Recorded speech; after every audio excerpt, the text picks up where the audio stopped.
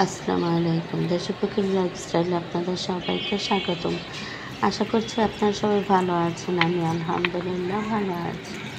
দেশ ও দেশের বাইরে যে যেখান থেকে আমার আজকের ভিডিওটি দেখছেন, আপনাদের সবাইকে জানাই পবিত্র মাহে রমজানের প্রীতি ও শুভেচ্ছা।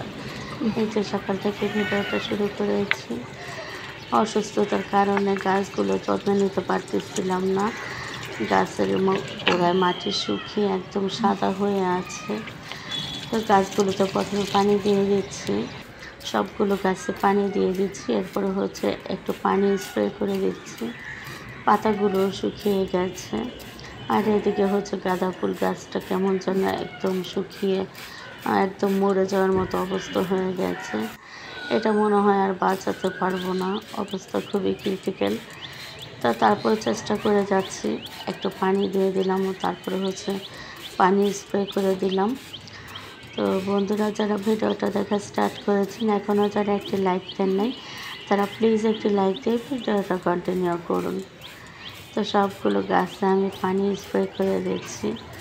আর এদিকে পাখিগুলো ডাকতেছে কিচিরমিচির করে, খুব ভালো লাগতেছে। তো যদিও আজকে পাখির ডাকগুলো তেমন একটা রেকর্ড করা হয় নাই। আমি যেদিন লাস্ট ভিডিও আপলোড করলাম, তারপর থেকে তো শরীরটা আরও বেশি অসুস্থ হয়ে গিয়েছিল। পরবর্তীতে কারো ভিডিও দেখতে পারি নাই, নিজেও ভিডিও আপলোড দিতে পারি নাই, আমার মেয়েও দিতে পারে নাই ভিডিও আপলোড। ও হচ্ছে পড়া নিয়ে ব্যস্ত ছিল। যাই হোক, এখন আবার ফিরে এসছে আপনাদের মাঝে। তো এদিকে হচ্ছে যে আপনাদের ভাইয়া কিছু শপিং করে নিয়ে আসছে আমাদের জন্য। আমি তো মার্কেটে যেতে পারতেছি না শরীর অসুস্থ থাকার কারণে। আর রমজানও তো প্রায় শেষ পর্যায়ে চলে এসছে। বাচ্চাদের জন্য একটু টুকিটাকি কেনাকাটা করব, তাও পারতেছি না।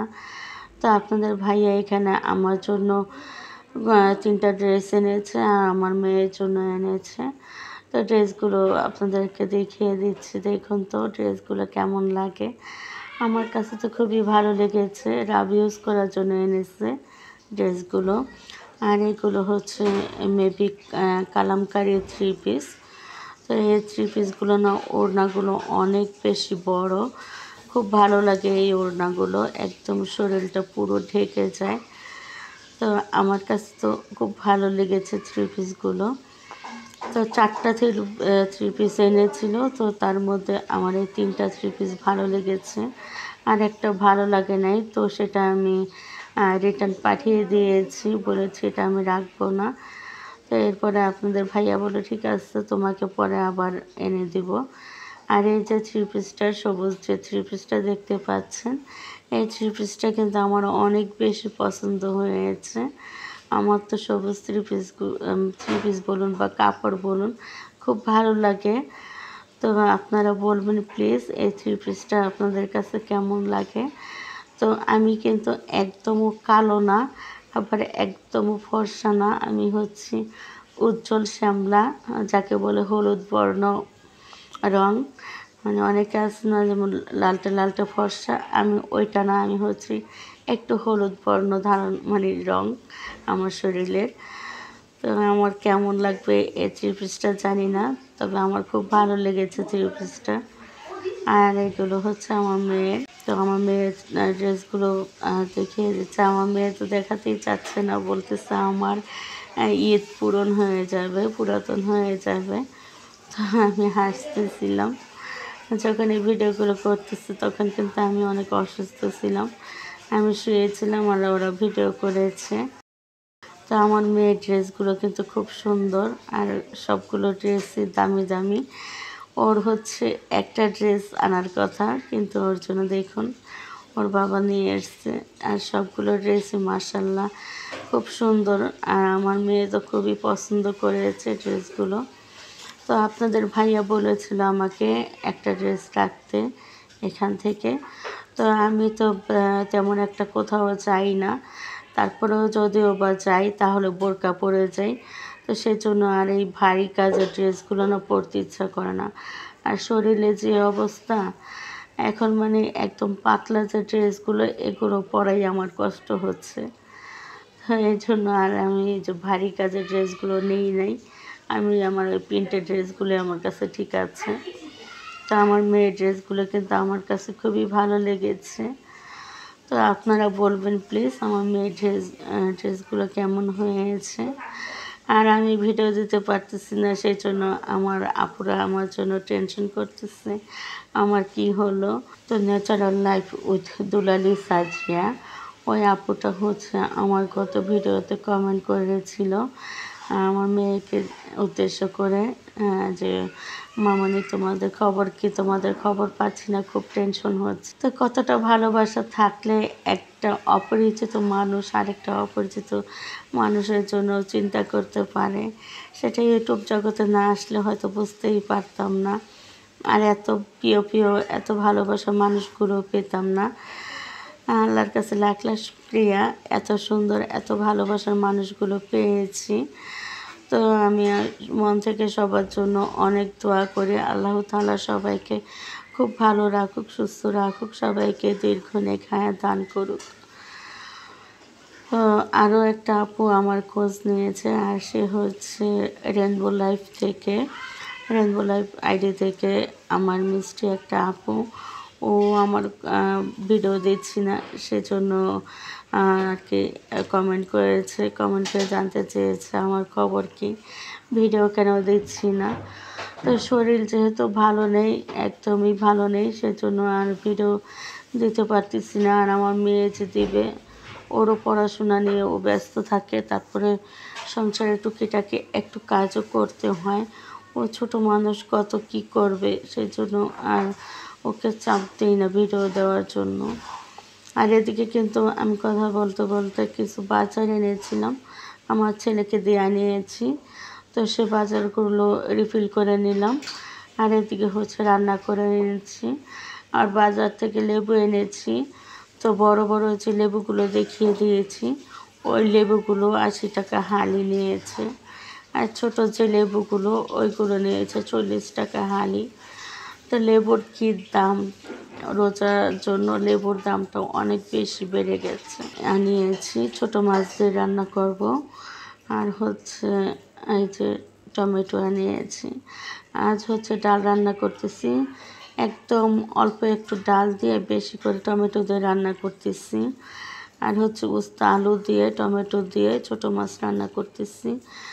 তো কিছু তো খাবার খেতে পারতেছি না, এই জন্য আজ অনেক দিন পরে নিজে রান্না করার চেষ্টা করতেছি, দেখি কতটা খেতে পারি না পারি। তো আমি হচ্ছে যে মাছটা রান্না করেছি, কিন্তু মাছটা আমার খেতে ইচ্ছে করতেছিল না। আমি আমার জন্য ওই যে ডালটা রান্না করেছি, আর হচ্ছে একটু আলু ভর্তা করে নিয়েছি, জামালপুরের জাম আলু। তো ওই আলুটা ভর্তা করেছি, শাক ভাজি করেছি। তো শাক ভাজি দিয়ে আর আলু ভর্তাটা দিয়ে আমি একটু ভাত খেয়েছি, অনেক দিন পরে তৃপ্তি করে খেয়েছি ভাতটা। তো খাওয়ার পরে না খুব খারাপ লাগে, বমি চলে আসে, খাবারটা আর কি পেটে রাখতে পারি না। তো এই জন্য আর কি একটু কষ্ট হয়। গতকাল হসপিটাল থেকে আসার পরে একটু ভালো আছে এখন, এখন একটু হাঁটাচলা করতে পারতেছি। এই যে আজকে রান্নাও করলাম, তো ভাবলাম আমার প্রিয় আপুদের সাথে ভিডিওটা শেয়ার করে দিই। তা আপুরা যে যতটা পারো আমার ভিডিওটা দেখে দিও, আর আমি যতটা সম্ভব তোমাদের ভিডিওগুলো দেখব। তবে ফুল ওয়াচ করতে পারবো কিনা বলতে পারতেছি না, শরীরটা যেহেতু এখনও সম্পূর্ণ ঠিক হয় নাই। তবে চেষ্টা করব যতটা পারি দেখে দেব। এদিকে কিন্তু সম্পূর্ণ মশলাগুলো কষিয়ে এখানে উস্তার আলুটা একসাথে কেটে ধুয়ে রেখে দিয়েছিলাম। এখন হচ্ছে মশলাটা কষিয়ে এরপর দিয়ে দিয়েছি। তো এটা কষিয়ে এরপরে হচ্ছে, তো এখানে হচ্ছে উস্তাটা কষিয়ে এরপর ঝোলের পানিটা দিয়ে দিলাম। আর এইভাবে তো ছোটো মাছ দিয়ে উস্তা আরেকদিন রান্না করেছিলাম। তো বিস্তারিত আর বললাম না আজকে, এমনি ভিডিওটা অনেক বেশি বড় হয়ে গেছে। তো অনেক দিন পরে আর কি ভিডিও দিলাম, তো সেই জন্য একটু বড় করে ভিডিওটা দিলাম। তো উস্তা আলুটা কষিয়ে নেওয়ার পরে যখন ঝোলের পানিটা দিয়ে দিয়েছি, এরপরে হচ্ছে ঝোলের পানিটা বলক আসার পরে ধনেপাতা কুচি দিয়ে দিয়েছি। আর এখন মাছটাও দিয়ে দেব, মাছটা ধুয়ে রেখে দিয়েছি, পানি ঝরিয়ে রেখেছি। তো এখন হচ্ছে মাছটা দিয়ে দেব।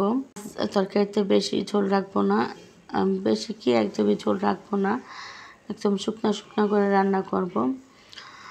তো আমার শরীর অসুস্থ থাকার কারণে আমার বাসার সবারই খাওয়া দাওয়ায় খুব কষ্ট হচ্ছে আর কি। আমার মেয়ে যতটা পারে আর কি রান্না করে, তো নিজে রান্না করে নিজেই খেতে চায় না। ও তো এমনি খাওয়া দাওয়া নিয়ে খুব বেশি বায়না করে, খেতে চায় না। আমি হচ্ছে জোর জোর করে ধমকিয়ে ধমকিয়ে ওকে খাওয়াই। তো এখন যেহেতু আমি শরীর অসুস্থ, আমি বিছনায় পড়ে থাকি, ওকে আর কে দেখে দেখে খাওয়াবে। আর রোজা থাকে, সারাদিন রোজা থাকার পরে একটুখানি খাবার খায়, আর হচ্ছে ভোর রাতেও তেমন একটা খেতে চায় না। ও মানে খাওয়া দাওয়া নিয়ে খুবই বায়না করে, আর খাওয়া দাওয়ার প্রতি ওর খুবই অনীহা।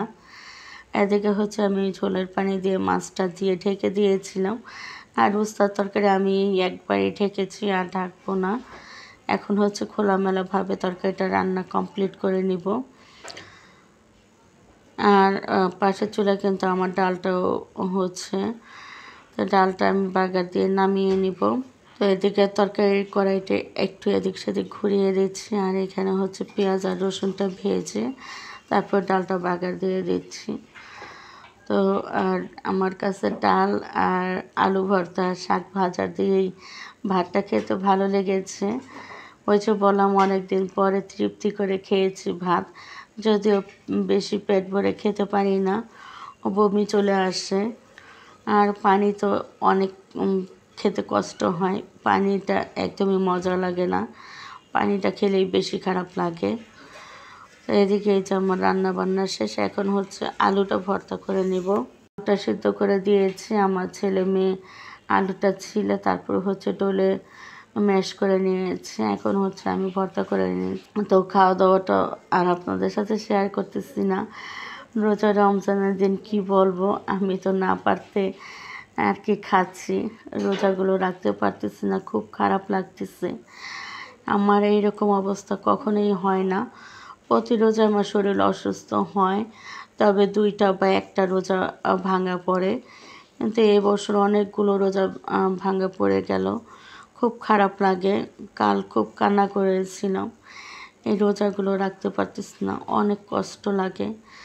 বছরে একটা বারে তো এই যে একটা মাসে রোজা, আবার আগামী বছর যে বেঁচে থাকবো তারা তো কোনো গ্যারান্টি নেই, কী করবো বুঝতে পারতেছি না।